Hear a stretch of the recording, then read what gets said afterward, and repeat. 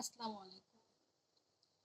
ভুল করে ফেলেছেন, ভুল সবাই করে। পাপ করে ফেলেছেন, পাপ সবাই করে। আমরা পাপের ঘরে পাপী, আমরা গোলামের ঘরে গোলাম। আমরা এত পাপ করি, সব পাপের হিসাব আল্লাহর কাছে আছেন। কোনো পাপ নেই যেটা আমরা করি না। আমরা পাপের ঘরের পাপী। আল্লাহ ঠিক তখনই খুশি হন যখন একটা বান্দা পাপ করে, পাপ করার পরে তার কাছে তার পাপের স্বীকৃতি দিয়ে ক্ষমা চায়,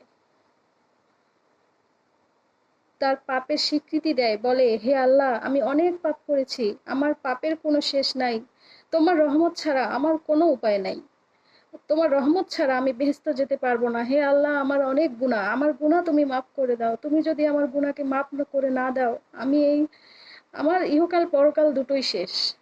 হে আল্লাহ, আমরা আল্লাহর কাছে চাবো। আমরা যত পাপ করি না কেন, আল্লাহ বলেছেন, হে আমার বান্দারা, তোমরা যত পাপ করো কিন্তু তোমরা আমার কাছে ফিরে আসো। আমার জালালিয়াতের কসম, আমার ইজ্জতের কসম, তোমরা যত পাপ করতে থাকবে তার থেকে আমার রহমতের দরজা অনেক বেশি, তার থেকে আমার ক্ষমার দরজা অনেক বেশি। তোমরা যত পাপ করো আমার কাছে ফিরে আসো, আমার কাছে তওবা করো, আমি তোমাদের ক্ষমা করে দিব, আমি নিরাশ করব না। তাই আমাদের উচিত, আমরা যত পাপ করি না কেন, পাপের কোনো শেষ নেই। আমরা পথে চলতে পাপ করি, আমরা চোখের পাপ করি, আমরা জিহ্বা দিয়ে পাপ করি, আমাদের নফসের পাপ দিয়ে পাপ করি, আমরা হাত দিয়ে পাপ করি, আমরা কত রকমের পাপ করি। পাপের কোনো শেষ নেই। আমাদের উচিত হবে সব সময় পাপ করার পরে আল্লাহর কাছে সেই পাপ, যে পাপ একবার করেছি সেই পাপ আল্লাহর কাছে তওবা করে দ্বিতীয়ত সেই পাপ না করা। আমাদের পাপের চেয়ে আল্লাহর রহমতের দরজা অনেক বেশি। শয়তান সবসময় আমাদেরকে ধোকা দেয়, ধোকা দিয়ে পাপ করাতে সাহায্য করে, আমরা যেন পাপের ঘরে যাই। শয়তান বলে যে তুমি অনেক পাপ করেছো, আর তোমার কাছে, তুমি আল্লাহর কাছে ক্ষমা পাবে না। কিন্তু এটা ঠিক না, আল্লাহ আমাদেরকে ধোকা দেয়।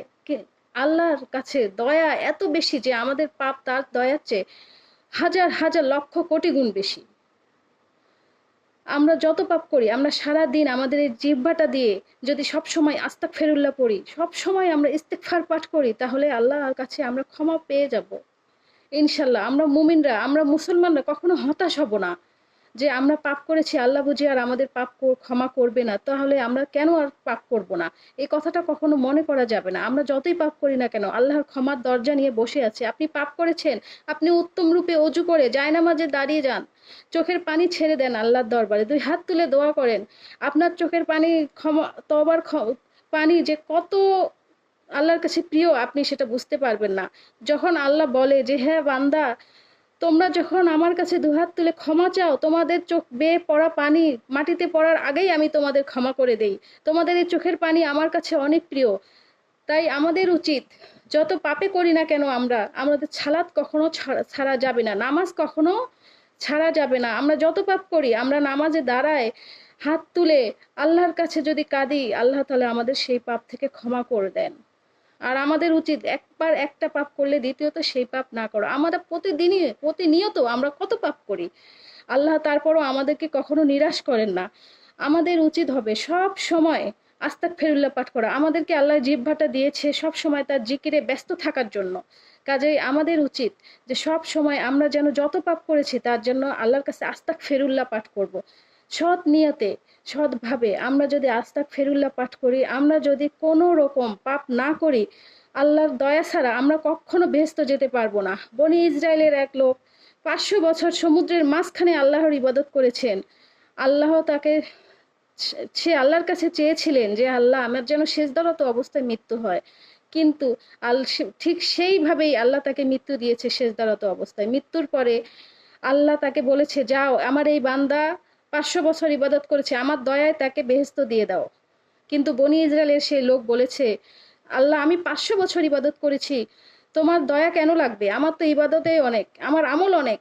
কিন্তু আল্লাহ বলেছে, ঠিক আছে, তাহলে আমার, তোমার যত ইবাদত আছে সব এক পাল্লায় রাখো, আর আমি যে তোমাকে এই পৃথিবীর সৌন্দর্য দেখার জন্য দুইটা চোখ দিয়েছি, তার একটা চোখ তুমি এক পাল্লায় রাখো, দেখি আমার দয়া তোমার বেশি হয় না, নাকি তোমার আমল বেশি হয়। তাহলে দেখা গেছে যে সেই পাল্লায়, যে পাল্লায় লোকটির ভারী আমল ছিল, সেই পাল্লার চেয়ে আল্লাহ যে তাকে একটি চোখ দান করেছে, সেই চোখটার ভারী হয়ে গেছে বেশি। কাজেই তখন লোকটি বুঝতে পেরেছে যে হ্যাঁ আল্লাহ, আমার ভুল হয়ে গেছে, আমার আমল দিয়ে আমি কখনো বেহেশতে যেতে পারবো না তোমার রহমত ছাড়া, তোমার দয়া ছাড়া। তোমার রহমতেই আমাকে তুমি বেহেশত দাও। অতএব আমাদের সব সময় আল্লাহর কাছে চাইতে হবে যে হ্যাঁ আল্লাহ, আমরা তোমার দয়া দিয়েই বেহেশত যেতে চাই। একটি দোয়া আছে, রব্বি ইন্নি লিমা আনজালতা ইলাইয়া মিন খাইরিন ফাকির। এটি মানে হচ্ছে হে আল্লাহ, আমি সবসময় তোমার কল্যাণ ভিখারি। আমি দোয়াটি আবার শিখিয়ে দিচ্ছি, রব্বি ইন্নি লিমা আনজালতা ইলাইয়া মিন খাইরিন ফাকির। এই দোয়াটি পড়বেন সবসময় যে হে আল্লাহ, আমি তোমার কল্যাণ ভিখারি, তুমি ছাড়া আমার কেউ নাই, তোমার কাছে আমি কল্যাণ ভিক্ষা চাইছি। এই দোয়াটি পাঠ করবেন এবং সব সময় মনের মধ্যে এবং জিহ্বা দিয়ে সব সময় আস্তাক ফেরুল্লাহ পাঠ করবেন। আস্তাক ফেরুল্লাহ পাঠের ফজিলত অনেক। আস্তাক ফেরুল্লাহ পাঠ করলে আপনার রিজিকে বরকত হবে, আপনার আয়ু বাড়বে, আপনার আয়ে বরকত দিবে, আপনার রিজিকের অনেক দরজা খুলে যাবে। এমন উৎস থেকে আপনার রিজিক আসবে যে আপনি বুঝতেও পারবেন না যে আপনার কোথা থেকে রিজিক আসলো। সব আল্লাহর কুদরতে রিজিক চলে আসবে। কাজে সব সময় আস্তাক ফেরুল্লাহ পাঠ করবেন। আস্তাক ফেরুল্লাহর কোনো ফজিলতের শেষ নেই। আজকে এ পর্যন্তই। আসসালামু আলাইকুম।